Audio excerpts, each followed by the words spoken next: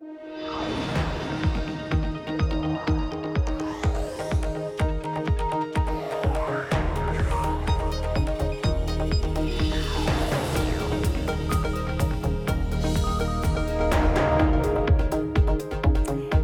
Riggs in for Emily Chang, and this is the best of Bloomberg Technology, where we bring you all of our top interviews from this week in tech. Coming up, dramatic exits. Expedia joins a list of companies losing executives.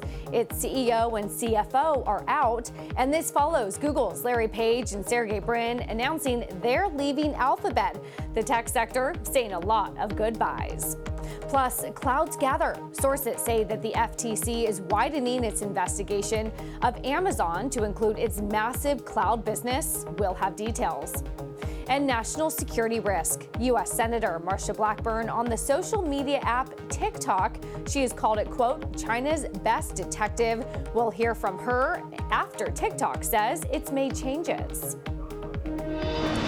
But we begin with major changes happening at Alphabet. Larry Page and Sergey Brin announced this week they are both stepping down from the tech giant. Google CEO Sundar Pichai will now be the CEO of both Google and Alphabet. Page and Brin will remain active as co-founders and remain on the board. I spoke with Bloomberg Technology's Alastair Barr and Gene Munster of Loop Ventures on Tuesday. It was a pretty big surprise, actually. Sundar, there had been some questions about how much longer Sundar might want to be CEO of Google. Those questions have been bubbling up a little bit this year. Google is under a massive amount of scrutiny. He has a lot of things to juggle. There's been internal protests at the company. So this really was a surprise where basically he's had to deal with all these things, and now he's gonna be back dealing with all the other things that happen under the Alphabet umbrella, which includes self-driving cars and a host of other things. And are Larry and Sergey really visionaries, and Sundar is a good executioner? Where do the three of them fit in when you take a look at their skills and really who they are as leaders? I think Larry Page is the main visionary that people think of when they think of Google, and the main driving force. Larry and Sergey together, that they obviously founded the search engine more than 15 years ago, and that they really built that into what it is today. But then Larry really was a driving force behind the idea that, maybe about 7 or 8 years ago, they basically realized, Google is going to have to do something else, and to keep growing, he really pushed them into things like self-driving cars and other stuff too. And Sundar is a bit different, where he was more, his background came from a very core Google background, where he ran the Chrome web browser, the Chrome operating system, which runs Chromebooks and things like that. And then he worked his way up through the company. So he can be seen as more of an operations guy, and certainly since Alphabet happened in 2015, Sundar has been the one to deal with all the everyday things that are going on at Google. And I want you to stay with us, because joining us on the phone is Gene Munster of Loop Ventures. Gene, what is your initial reaction from this? I was not expecting this, but in some ways I wasn't surprised, in part just because the tenure that how long both of them had been there. Separately is this concept that the company is moving into a different chapter, and the Google proper is the next chapter is going to be, I think, a lot around policy and data privacy and regulation. And if you think about the founders and what they've accomplished and what the next couple of years would look like, testifying, for example, and going through some of the minutiae of that, I'm not surprised to ultimately see this. It is there's another part of me that's just kind of sad, because they've had such a profound impact on our lives, and just a reminder that even the greats move on. And Gene, how much of this really can be seen as a vote of confidence in Sundar Pichai? I mean, undoubtedly a vote of confidence. I think it's more related to what Sergey and Larry ultimately want to do than it is about a vote of confidence. But it is a vote of confidence nonetheless. If they didn't have that, then he would not be the one tapped for the broader role. You know, Alistair, we talked a few weeks ago when you had Apple's CEO Tim Cook really work the politics, if you will. In this day and age, you're not just running a company. You really have to be working the politics, working with the regulatory issues. Is Sundar Pichai ready and able to do that? I think he is very able from a technology point of view. So if someone asks Sundar Pichai a super complicated question about what data Google uses, how is it used, how is it controlled, how is it protected, he will know all that stuff. And he was partly behind building a lot of that stuff, especially on the web side. So technically he's great. On the showing up for a congressional hearing, that's not something that I don't think really loves to do. And he's quite a quiet person and a thoughtful person, and I don't think he enjoys being asked things live when the whole world is watching, in a sort of contentious situation. But he can certainly do it. And when you compare it to Larry Page, who really does not want to do any of that stuff, that's really the comparison to make here. Because earlier this year, as scrutiny really ramped up on Google, Larry Page, everyone said, well, where's Larry? And I think this decision today kind of partly addresses that, which is, well, Larry doesn't have to be there anymore. He's not the CEO of Alphabet. Gene, as you take a look at the company now, he's running both Google and Alphabet. What could be some of the challenges now of running both of those while the other two are now just on the board, but still controlling most of the shares?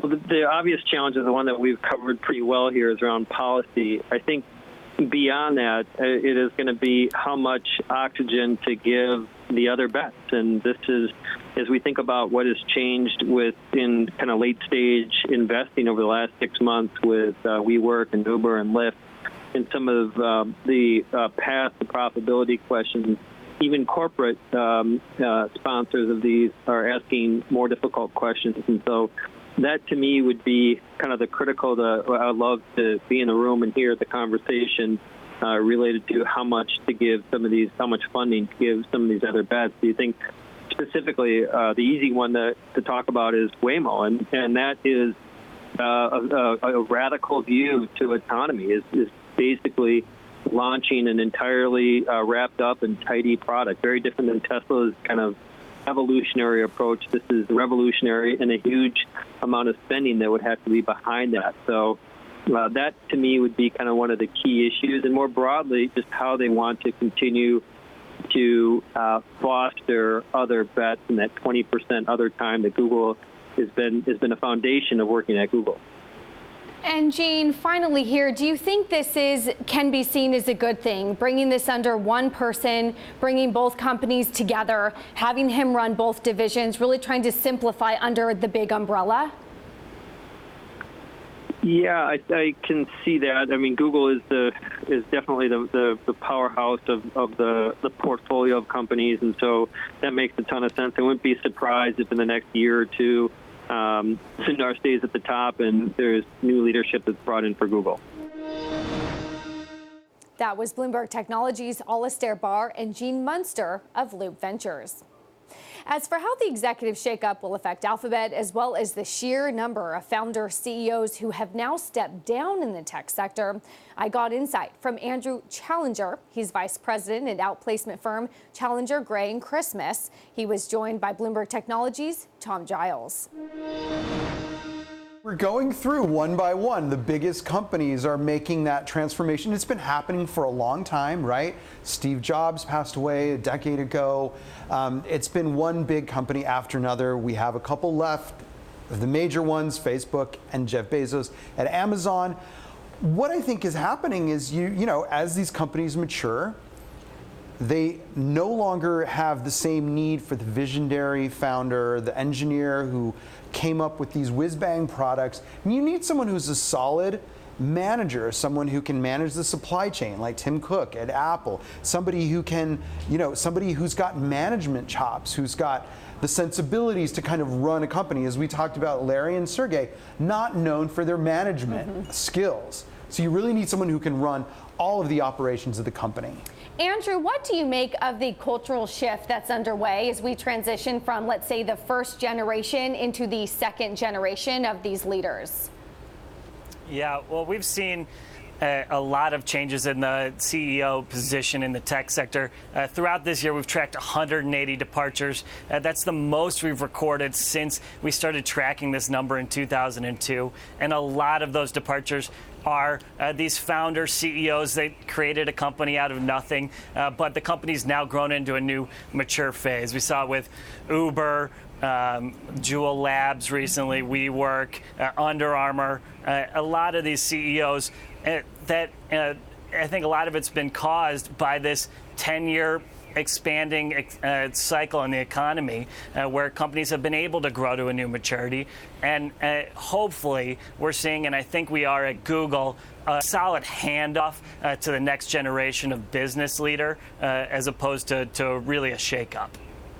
Tom, we've talked a lot about diversity as well. You have a lot of good number 2 females, a Ruth Porat at Google, a Sheryl Sandberg at Facebook, but not yet a number 1 female. When do you think we might see that? I think it's indicative of the larger malaise when it comes to diversity at these companies. They have, to their credit, these companies have been more transparent about the numbers. The problem is, what those numbers show is a real lack of progress over the last several years that they've started. I think Google was one of the first talking about, here's how many women we have in senior management, here's how many women we have across the board. And all the big companies are doing it now. Great. What's terrible is they're just showing so little progress, and these are big companies. It's hard to move the ship, and it is really time for these companies to really bring more women and people of color into their boards, into their senior management. It's well overdue. That was Andrew Challenger of Challenger, Gray & Christmas, and Bloomberg's Tom Giles. And it wasn't just Google announcing departures this week. Expedia CEO Mark Okerstrom and Expedia CFO Alan Pickerel announced their resignations this week, effective immediately. The pair clashed with the board on the travel company's direction. IAC Chairman Barry Diller and Vice Chairman Peter Kern will take over while directors look for long-term leadership. And coming up, U.S. antitrust officials broaden their scrutiny of Amazon to include its massive cloud computing business. We'll have details. And if you like Bloomberg News, check us out on the radio. You can listen on the Bloomberg app, Bloomberg.com, and in the U.S. on Sirius XM. This is Bloomberg.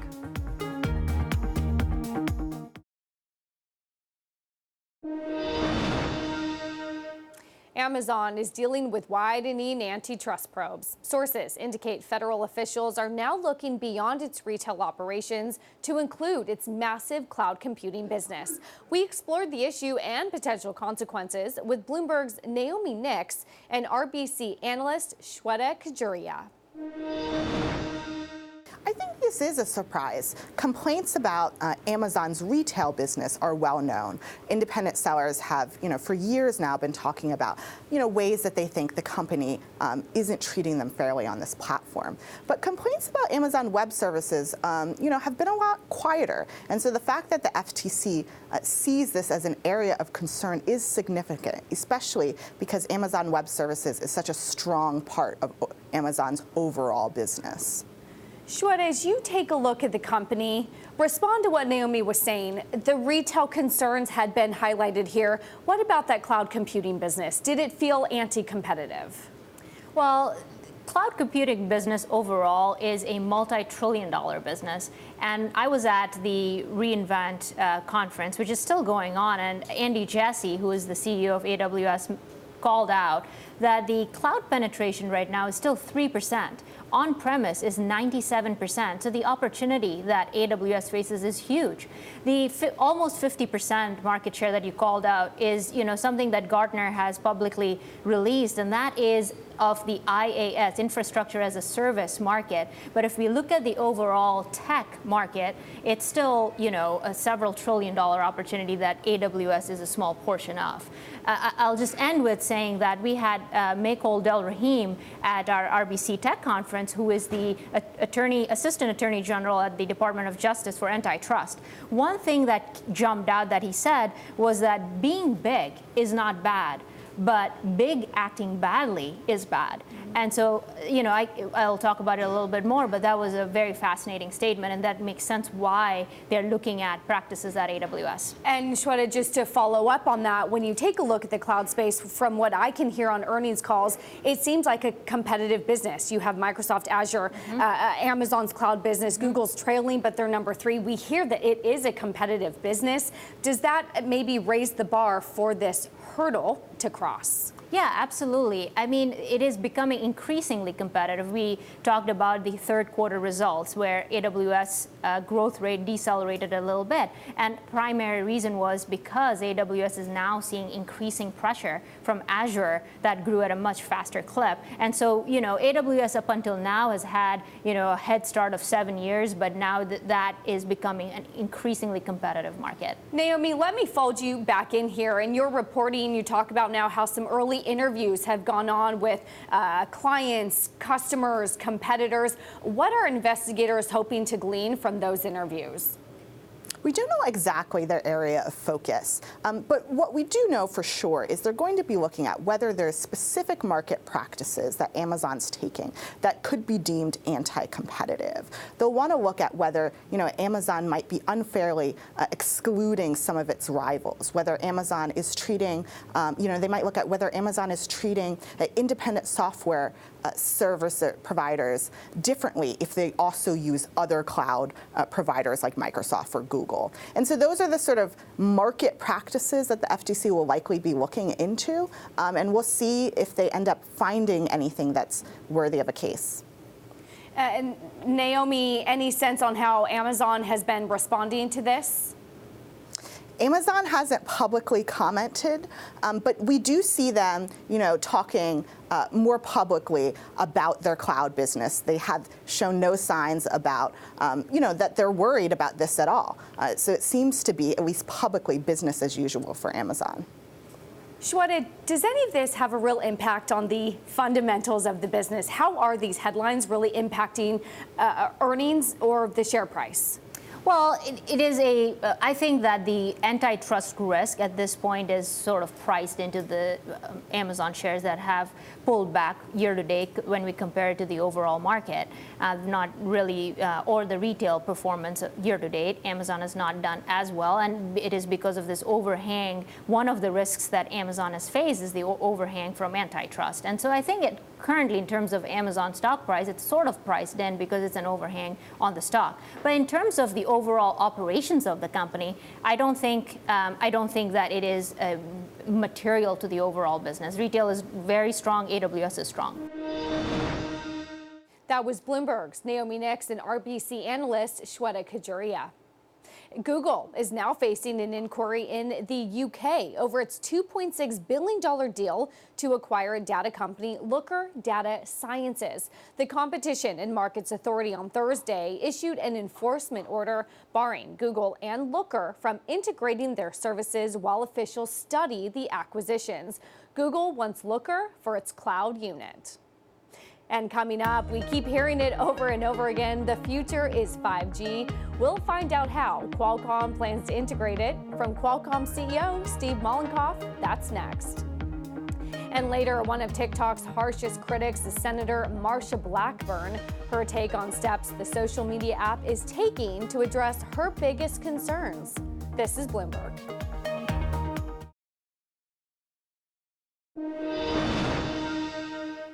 $5G is a fundamental technology change that's going to affect the way people do business. That's according to Qualcomm CEO Steve Mollenkopf. He sat down with Bloomberg's Caroline Hyde to discuss the importance of 5G and the role Qualcomm plays in this technological transition. Take a listen. Well, I see it very kind of in the same way that maybe like you should think of it like electricity or water or these fundamental technology changes that change kind of the way people do business, for example. That's really how people in the industry are thinking about 5G. Clearly, it's going to impact the cellular industry, and you'll see a lot of benefits to the consumer and to the operators, the whole ecosystem. But you're also going to see when you have the ability to connect everything in the world, It's going to change the way people do business. It's going to change the way factories are structured. It's going to change the way we deliver healthcare. It's going to change the way that we do logistics and plan things. And this whole digitization of sort of business and the infrastructure of the world will be very significant. And it's actually one of the reasons why you see so much international desire to be first in 5G. It's because everyone knows the fundamental technologies are so important to the rest of the economy. Make sure that you're not behind. At the moment, what is the sort of economic impact, do you think? Do you have gauges of how this will be from a US perspective, from a global perspective? Well, we commissioned a study that tried to look at what is the impact of 5G in goods and services out in 2035. And the number was $13.2 trillion. So just a tremendous amount of money, at the point of super big. By the way, if we did that same study, I think it was 3 or 4 years ago, and it was 12.3. So it's already scaling. It's already scaling. And what's happening is people are seeing that it's happening. The things that they thought were going to happen are happening. And so I think it's a very positive element. And I would tell you, when we look at the broad customer base or partner, a lot of people come and talk to us about, hey, I know I have to be doing something in 5G. Help us figure out what that is. The number of people and the breadth of companies that come talk to us has actually increased, consistent with that, sort of proxy value that I just gave. So what are some of the more interesting or surprising industries that have walked in your door wanting help? What's really two of them, I think. One is, I would say, industrial, people's factories. What you want to see in factories is I want to be able to reconfigure it very, very quickly, and the data that comes off my machines, like a robot that's making a car, for example, tremendous amount of data comes off there. It is the actual fundamental IP of the car company, is how do I make the car, and then how can I reconfigure the factory? And what that means is they can now change how quickly they can react to the market in terms of having, different, model year reconfigured very quickly. Tremendous desire to do that. The other one is logistics. So if you think about it, for example, a city like New York, moving things around, we really haven't done dramatic changes in the technology to move things around other than to just create more streets. But when you can connect everything and you can figure out how to optimize that, and you can do all the AI and you can do all the big data on moving goods and services, people and things around a city, and as cities grow larger, it's tremendous, tremendous advantage to those cities to figure out how to do that. There's a lot of desire for people to get things connected so they can start that problem, in a big way. So do you feel this sense of responsibility that you're a driving force behind this technology, that you're in the race to win it for the US to a certain extent? Yeah, probably broader than the US, actually. If you think about it, so our business model really, if you go way back, sort of the highest level of abstraction, is about it's about really creating a bigger pie. So you're trying to make the market grow, and then particularly in areas where a market is developing that didn't develop before, we do very well in terms of creating value for our shareholders. And so what we think about is, how do I create an industry that doesn't exist? What are the fundamental technologies we need to create? How do we get them into the standards bodies, and then how do we scale them, meaning share them with everyone? What we don't do, because we're not good at doing this, is figure out what is the end product. What we try to figure out is what is the hardest technology and what can we deliver the biggest piece so that people can innovate on top of it. And so from that perspective, you look and say, wow, okay, logistics is going to be big. Digital healthcare is going to be big. What do we need to do so that 10 years from now, some company will be, that everyone will know, will develop and use these technologies? If we can do that, we'll be able to deliver for our shareholders and really deliver for this goal to grow the pie, I guess. That was Qualcomm CEO Steve Mollenkopf. And still ahead, TikTok has taken steps to reduce scrutiny from U.S. lawmakers. But is it enough? We'll hear from one of the app's biggest critics, Tennessee Senator Marsha Blackburn, next. And Bloomberg Technology is live streaming on Twitter. Check us out at Technology, and be sure to follow our global breaking news network at Quick Take on Twitter. This is Bloomberg.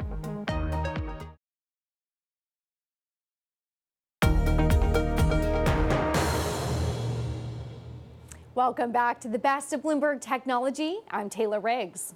Now, U.S. lawmakers have been after that popular viral video app TikTok for a variety of reasons.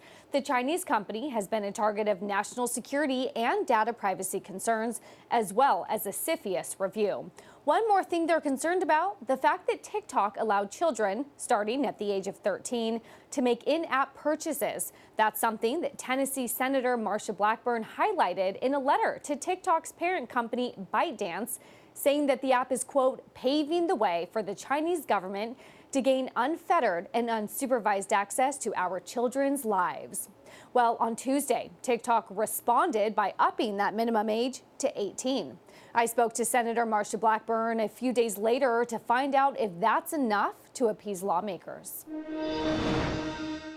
I'm pleased that they have changed the age. That's an important first step. Having these children streaming these videos, buying these emojis that could be converted to cash by the recipients, it is just inappropriate. We want to protect children online.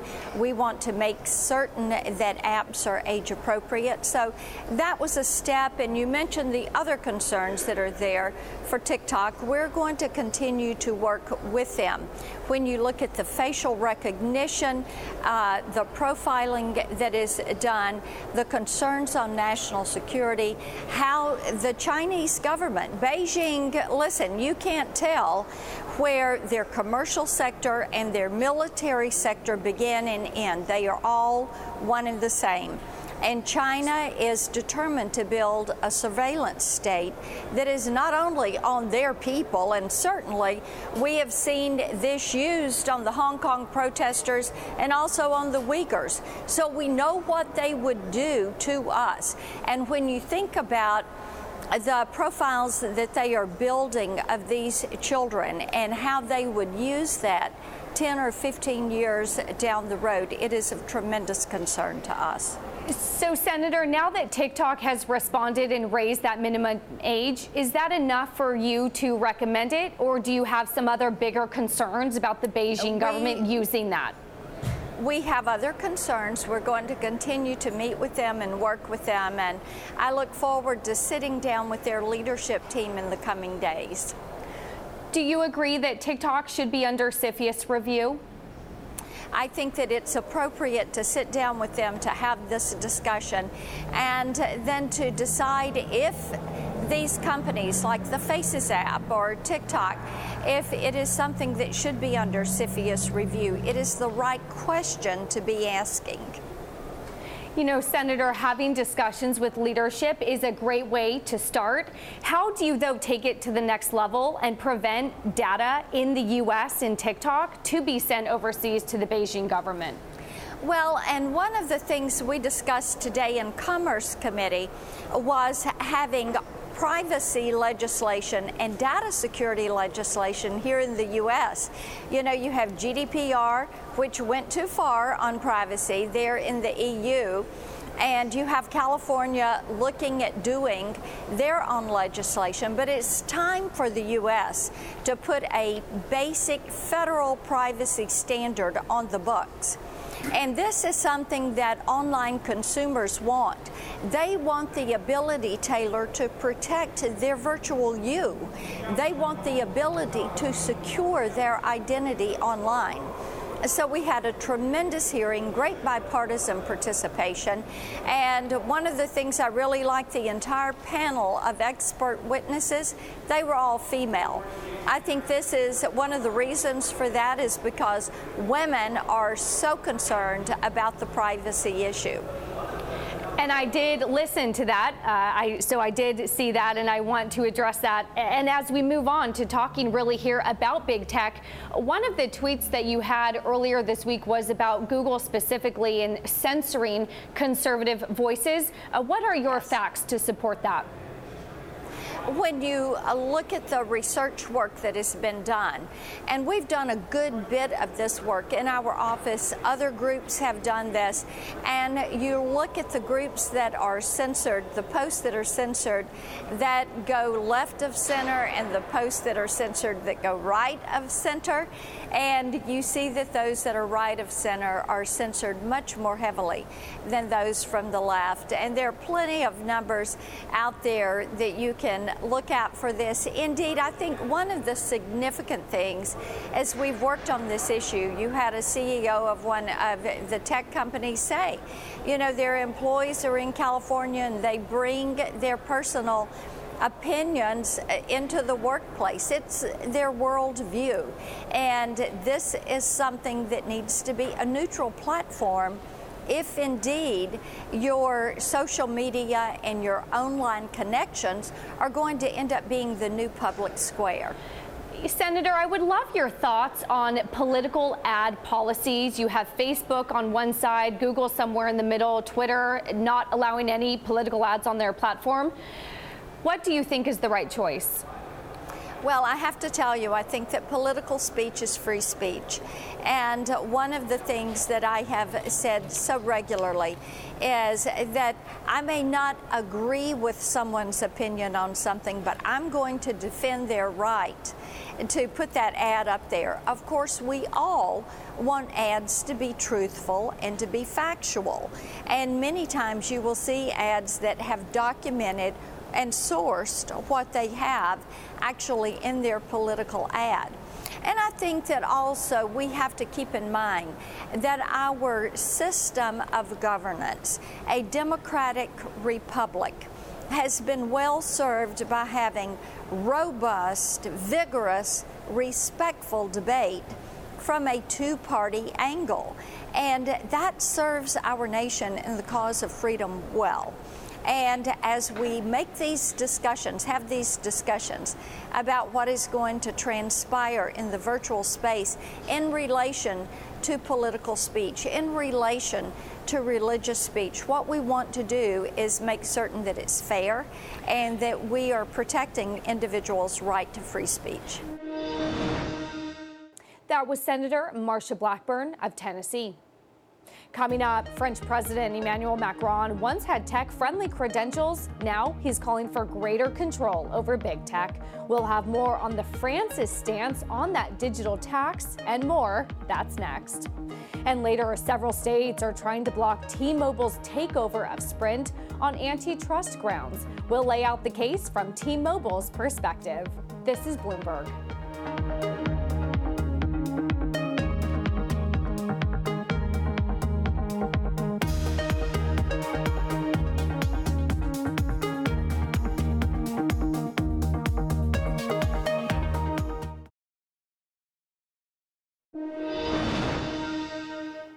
UK Prime Minister Boris Johnson joining the chorus of political figures to discuss taxing big tech. In an interview with the British channel ITV, Johnson said, quote, "When it comes to taxing internet giants on their revenues in this country, I do think we should be taxing them properly, and I will be bringing forward measures to do that." Earlier this week, the U.S. warned Italy not to go ahead with the planned tax on American tech giants like Amazon and Google. Now, French President Emmanuel Macron has already imposed a new tax on global tech companies that collect 25 million euros in digital sales in France. It is aimed at making those companies contribute to state coffers like their brick and mortar peers. I got the details from Bloomberg's Laura Davison in Washington's D.C. Monday. So basically, they're looking at a tax saying, look, you know, the consumers that are in France, they're not necessarily paying for the service. There's no tax revenues, but the consumers are there, and that France should essentially get a piece of that pie. So France was the first one to take that step, and you're seeing a lot of other countries, the UK, New Zealand, look at either passing those laws, or in some cases, we've seen more and more of these get on the books. And this is really concerning the U.S., particularly because they see that as their tax revenue. These are American-based companies, and they said, look, if anyone gets to tax Facebook, Google, Amazon, that's us. Laura, it's interesting how the conversation started about trying to level the playing field between traditional brick and mortar. Has the conversation shifted now to an antitrust or a data privacy concern? That's part of the concern, but really the big tension point here is you have the U.S. saying, look, you guys don't get this money, and all the other countries are saying, look, but you guys are operating here, you have employees here, our citizens, our residents are using this service. So what we've seen is we've kind of at the large multilateral level, you have 133 countries sitting down trying to see if they can come up with some system to figure out basically which country gets to tax which company's portion of their revenue, which is in a massively complicated thing to do. And you really have kind of on one side or the other, you have the U.S. and you have France. And France is saying, look, we'll abandon our digital tax, but that's if you can get 132 people to agree to something. So, Laura, how does the U.S. respond to protect our entrepreneurial spirit within the tech sector? So that's something we're waiting to hear about actually today. The United States Trade Representative has been looking at this. About several months ago, they opened up this investigation basically to see if there should be some sort of trade reaction. So they're looking at tariffs. They're looking at some way to sort of punish France and say, look, if you're going to do this to our signature tech companies, we're going to do something to some of your products. So President Trump in the past has talked about tariffs on French wine, for example. We don't know yet exactly what will be in this report. Nothing will be immediate. It'll be a 90-day waiting period with comments and some back and forth before anything that would be recommended would go into effect. But the U.S. is seriously looking at, kind of starting a little tit-for-tat battle here. And it's also notable that they're not ruling out breaking up big tech. How would you do that in the EU, given they are American companies? Yeah, so this is really difficult too because they're trying to figure out, okay, if we're going to tax Google and Facebook, how do you draw a line of sort of what is big tech and what is some smaller startup that may be reaching that threshold. Also, this tax would also affect across the board. You're looking at pharma, you're looking at manufacturing. It's a really big 800-pound gorilla, which makes it really hard to get every side to agree to this tax. And at the end of the day, this means that some countries like the U.S. could end up losing out on tax revenue, where other countries, India and China, could end up winning. That was Bloomberg's Laura Davison. The French take is among the European perspectives we tried to capture this week. I got the unique opportunity to sit down with the French Minister of Digital Affairs, Cedric O, on Thursday. Well, I think there's a global concern, both within the US but also within Europe, on how do we set up a new regulatory framework. But there is taxation, but also privacy, antitrust, that is adapted to the new digital age. And I think that those startups and even the biggest companies, they acknowledge the fact that we need a new level playing field. But I think the real question is, what is the setup of that new level playing field and at what level? That's why we are favoring an international solution. And that's true that we've been introducing a national tax, but I think the main issue that we are fighting for is to find a solution at the OECD level. And there were a lot of discussion with both the Europeans, but also the American Union. And so do you view your tax really as a stepping stone to a broader multilateral OECD deal? Yeah, and actually President Trump and also President Macron have agreed on the pattern last summer that would say that we have to find an international solution, that in the meantime, France would be introducing that own tax. But if there is some difference on the amount of money that the company would be paying, we would refund them if the international tax is lower. But I think the main issue is about finding an international solution. I want to talk about that because you want an international solution. You guys have gone the route of a unilateral deal. The OECD appears to want more of a multilateral deal. Mm-hmm. Those are in conflict with each other. Has that hurt your talks and your progress with the US, with the OECD? So far it hadn't, because there was that deal that I was mentioning this summer between President Trump and President Macron. We had that deal. I mean, that we would rather favor for an international solution, but there would be that French tax in the meantime. And if there was to be some differences, we would refund the company. So now there was that announcement from the US. But I think that the main issue is that we can find a common solution at the OECD level. And this is really what's at stake, is that there is some solutions that have been suggested by the OECD, agreed by all the country.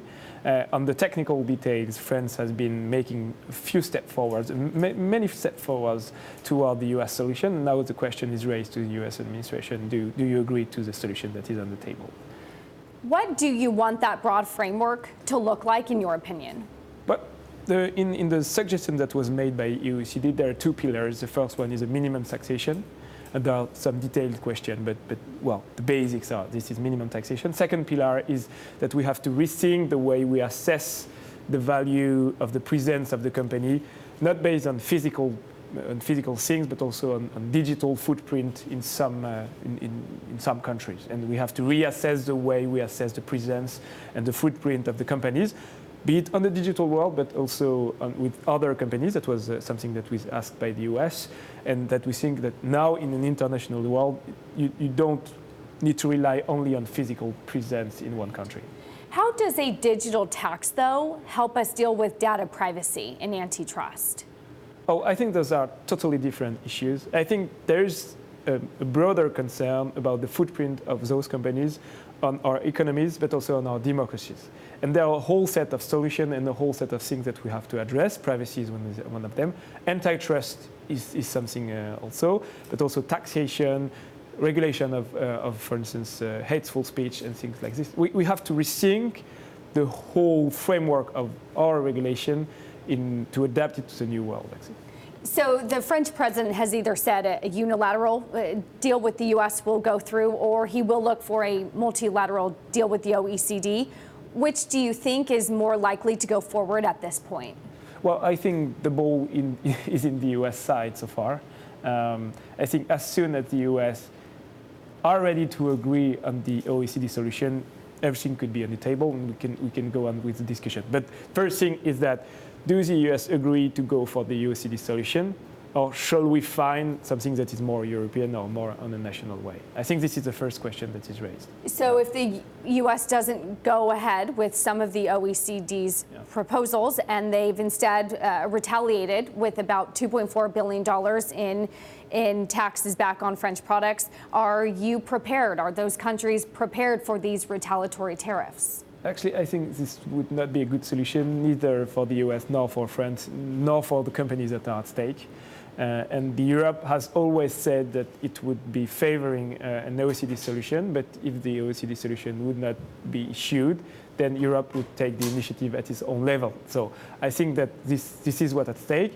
If there is some retaliation from the US part, I think everything is on the table. Europe has said that it would be backing up France. So we'll see. But we still hope that there's some room for discussion and that we can find a solution at the OECD level. You say that Europe has been backing up France and wants a global solution, but frankly, you guys are the only ones really that have gone through with this unilateral tax as of yet.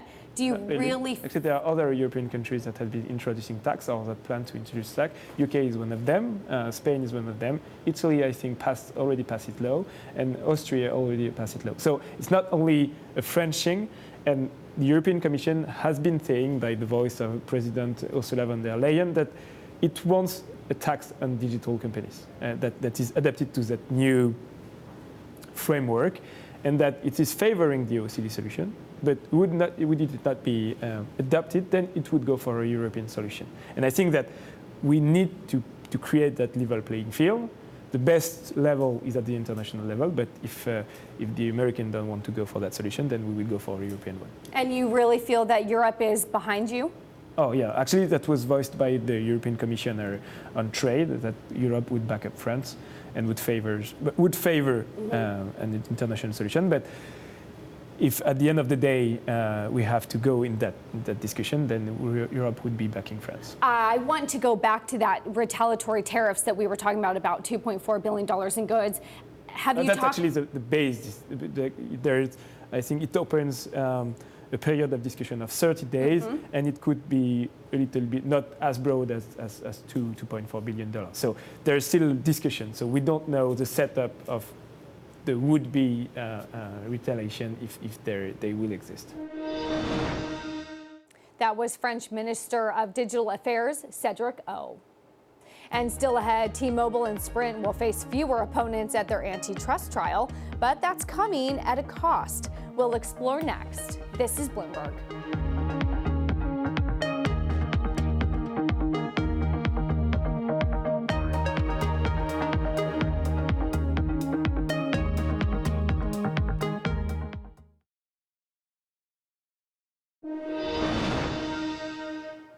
3 states have agreed to drop their challenges to the merger of T-Mobile and Sprint.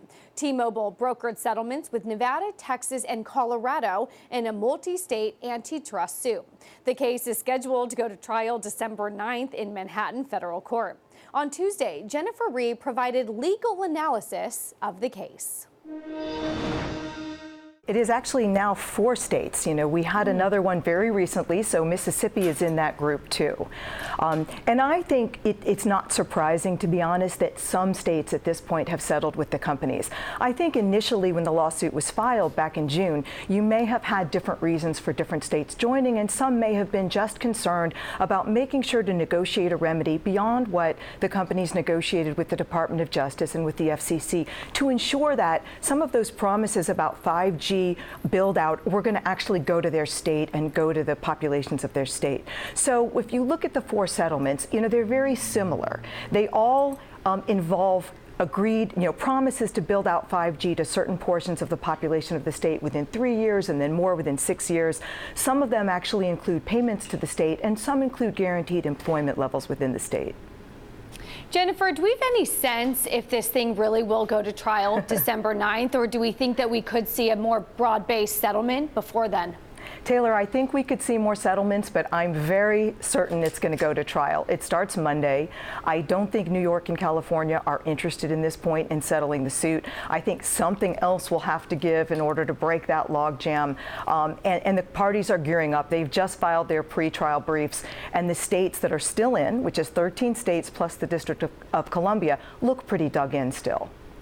Jennifer, I want to show you a chart that I'm showing here on my terminal at GTV Go, basically tracking T-Mobile in blue and Sprint's share price in white. Sprint pretty much unchanged, really going back the last year or so. And analysts are a little worried. A lot of analysts on the street are hoping for a deal because they think states have a really good argument as they head into trial. How much pressure is this putting really on Sprint and T-Mobile, frankly, to make a deal? Look, I think it's putting a lot of pressure on them. You know, this has been in a really extended interim period since they announced this merger to now. It really puts a strain on companies' business, particularly the seller's business, during that interim period. They have a lot riding on it, and Sprint did not negotiate an antitrust breakup fee, which means that whatever hurt, you know, however they were hurt during this interim period, they're not going to get recompense for it after the trial if, in fact, the deal is blocked. So I think there's a lot riding on it, and I think they're probably working hard to try to settle with the rest of the states. And any sense sort of what the competitors' feelings are? I mean, T-Mobile's coming out and saying that they're first to have 5G, and they are going to be a real threat if this settlement or the merger really between T-Mobile and Sprint goes through. Have we heard anything from some of the competitors about this? You know, I think the competitors have been quiet about it and have been quiet about it for a reason. You know, when a competitor complains about a deal, it can actually have a strange effect on the way the DOJ might look at the deal. A competitor complaining could suggest that the deal is actually competitive, that it'll force that other competitor to lower their own prices and compete more strongly. So, you know, Verizon and AT&T have been quiet about it, and I think that they're just watching because, in fact, you know, there is a pretty good argument here for the states in trial, and I think it's very difficult to predict what's going to happen and whether this deal is actually going to be able to get closed in 2020. And that does it for this edition of the Best of Bloomberg Technology. We'll bring you all the latest in tech throughout the week. Tune in each day, 5 p.m. New York and 2 p.m. in San Francisco. And Bloomberg Technology is live streaming on Twitter. Check us out at Technology, and be sure to follow our global breaking news network at Quick Take on Twitter. This is Bloomberg.